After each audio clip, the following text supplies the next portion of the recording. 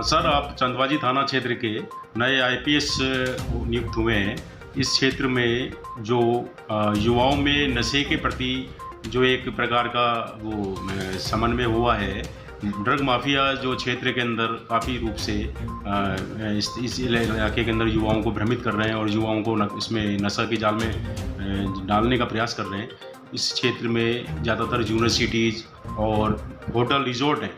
तो आपका पुलिस प्रशासन इस नशे के लिए कैसे अंकुश लगाने के लिए प्रयास कर रहा है?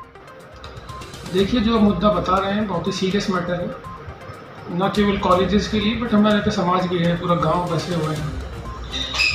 तो इतने सारे कॉलेजेस की वजह से यहाँ पे यंगस्टर्स बहुत ज़्यादा हैं, यूथ बहुत हैं, तो वो इजीली नशे के ट्रैप में फंस जाते हैं। और कुछ गांव भी ऐसे हैं जो पुराने समय से नशे का कारोबार, पहले वो शराब तस्करी करते थे और अब वो गांजे और स्मैक की तस्करी करते हैं। तो इसके लिए श्रीमान आईजी साहब के ऑफिस से ऑपरेशन चलाया गया था, ऑपरेशन नॉकआउट जी। तो उसमें हमने अच्छी कार्रवाई करी थी, करीब 10 से 12 मुकदमे किए थे उसमें। उसके बाद भी हम लगातार मुकदमे कर रहे हैं, तो उससे इफेक्ट तो पड़ा है, बट इफेक्ट इतना पड़ा है कि अब एक कोर एरिया से हटके थोड़े पेरिफेरल एरिया में, मतलब दूर वाले एरिया में जाके बेच रहे हैं, फिर बहुत मतलब सतर्क ज़्यादा हो गया जी। दिक्कत हमें इसी में यही आ रही है कि हमारे पास इनपुट कम आ पाता है कि आपके पड़ोसी ही स्मैक या गांजा का व्यापार करता है, लेकिन पड़ोसी आके कंप्लेन नहीं करता थाने। तो एक समस्या तो ये है। दूसरी समस्या इस प्रकार आ रही है कि भाई जो भी हम पकड़ करते हैं, जब हम जब्ती बनाते हैं तो उसमें स्मॉल क्वांटिटी, एक सूक्ष्म क्वांटिटी का मैटर आ जाता है, तो उसमें बेल बहुत जल्दी हो जाती है। तो उस चक्कर में सुबह पकड़ा, शाम को बेल हुई, रात को बेचने लगे जी। तो ये समस्या आती है, बट हमारा प्रयास तो लगातार जारी है। अब अभी ये बिल्कुल ही हम बेचना और लेना दोनों ही बंद करने के उसमें हमने एक स्टेप उठाया है जी। कि 2 टीमें हमारी सुबह 7 से 11 और शाम को 5 से 11 जी हमेशा सर मॉल्स पर रहती है, मूवमेंट पर रहती है। तो वो जो मेन एरिया है जहाँ पे लोग बेचते हैं, जैसे अब निम्स हो गया और आपका मेटी वाला एरिया है, जोगलपुरा गाँव, तो वहाँ सभी एरिया में हमारी जो टीम है वो मोटरसाइकिल पर घूमती रहती है। तो अब कोई भी हमें कोई संदिग्ध दिखता है, फिर स्मैक पीते हुए दिखते हैं, लेन देन करते हुए दिखते हैं, तो हम तुरंत उनको जो भी उचित कार्रवाई होती है वो करते हैं जी।